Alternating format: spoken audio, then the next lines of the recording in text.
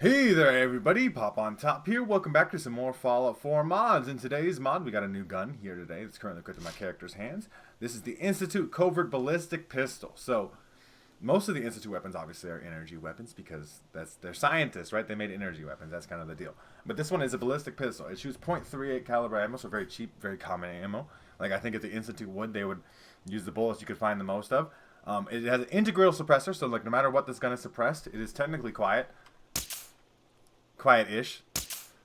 As you see, that there's some energy coming off of this too, so it is like, I guess, magnetically charged bullets and stuff. It does do some energy damage as well as some radiation damage. So we take a look at this weapon here. So we see it does 55 physical damage, 11 energy damage, 22 radiation damage with the .38 caliber ammunition. You know, for all intents and purposes, it does look quite nice too. I want to mention the texture quality here is pretty good, but it is essentially a 10mm pistol. And like with some modifications to look more institute-y, which makes sense because the 10mm pistol exists in the universe. The Institute wouldn't go too far out of their way, I think, especially to make a gun that was that much vastly different, right? It should fit in the universe, and I think guns would be similar to each other, just like real life guns are similar to other real life guns, right? Obviously, we got a big hand grip there. I'm not sure why. I do like the red trigger. I like the red because that's kind of the Institute theme, right? We have a lot of that kind of color scheme on there. I do not necessarily, obviously, like the reload doesn't seem to perfectly match up. Like we're not like pulling the slide correctly or anything like that, but that's fine. The iron sights here are quite nice, I would say.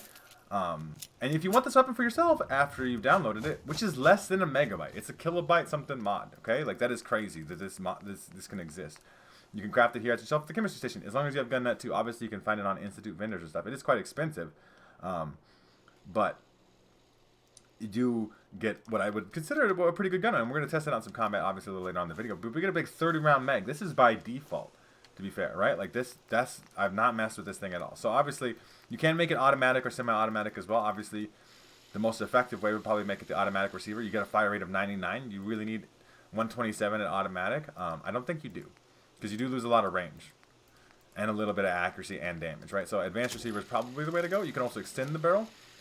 That does just increase its range and accuracy. Accuracy a little bit. Range a lot, though. And I like the little barrel. It is red. You can obviously put a sharpshooter's grip on there. That does probably look nicer. And you can even make it a large quick eject magazine, which if it's by default, the standard mag is 30. I'm excited to see just how big this is. And it says no muzzle. There's nothing. Because it doesn't need a muzzle because it's integrally suppressed. We're going to test out if that actually works. So a large magazine only goes up to 40. So it's not like a humongous change here.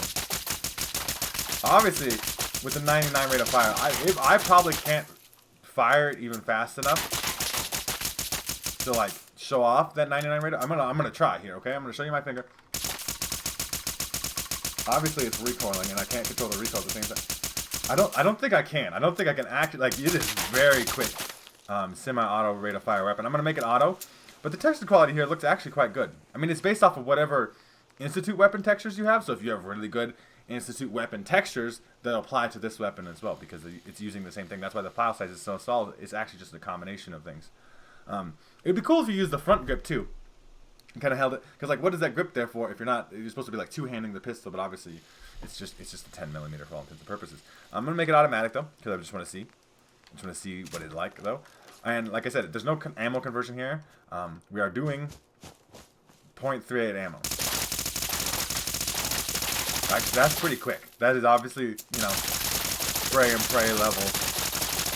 Just cruising through bullets. But it's essentially like an enhanced Institute version of the 10mm pistol. So here, with the fully upgraded automatic receiver, we're doing 81 physical damage, just a tiny bit of electric damage, or energy damage, I guess. I don't know how you define that. Energy damage and some radiation damage. The energy and radiation damage doesn't really increase with the increasing power of the receivers. But I do think this weapon does have a nice look to it, right? It does have very much what I would consider an Institute look. I don't think it actually, in a lore sense, makes sense that the Institute would actually make a ballistic weapon. They seem very intent on using laser, and I mean, it makes more sense to have an Institute plasma weapon, I think, than an Institute ballistic weapon. But maybe, you know, right, for certain operatives or synths, I guess, and stuff, you could have like probably not this fully auto extended barrel version of the pistol, but if it's supposed to be covert, like a little smaller, because the Institute weapons are huge, right? Like they're very much like, I'm fucking going to war with your ass, right? Like I'm not hiding this thing. Compared to this, where it's like a covert, right? That's the whole idea. Integrally suppressed. We're gonna test out If the suppressor works in combat, we're going to try to sneak and then hit sneak attack criticals and then not be noticed by other enemies in the area. So I'm going to go test the weapon out in some combat, and I'll see you guys in just a second. Alright everybody, we are pulling up here on my Zombies Arena arcade mode. We're going to go in here, or maybe shoot some zombies, or maybe shoot something. Let's go to the Super Duper Mart, because we always do. It's just it's my preference on the location of the 3 choices we have here. So let's start the game. Let's spawn in something, you know, maybe like a gunner or something with some level of perception. Obviously, a ghoul would almost be cheating. I have left the weapon at full auto. I can hear that there's a person in there, right? That seemed to be really loud, but is it working as suppressed, right? Because I'm still hidden, but I don't know if it's because I killed that person quickly enough or not, right? Let's see if I can get around the corner here. This is a sneak attack. So, like, I'm feeling like the weapon is, like, my hidden bar isn't moving very much. There's just saw sitting in there. But I feel like, yeah, because there's definitely a person here, right? This is definitely, like, it sounds very loud. I have very high reverb on it.